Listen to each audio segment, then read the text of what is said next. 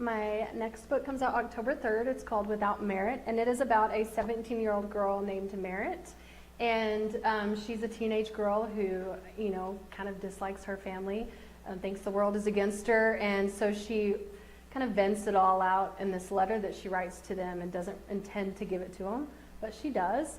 And while they're all sleeping, she slides it under the door, and she regrets it the next day, but they've all already read the letter. So the book is mainly about the aftermath of that and how all the family secrets that she spilled have kind of, you know, and how they're going to deal with it.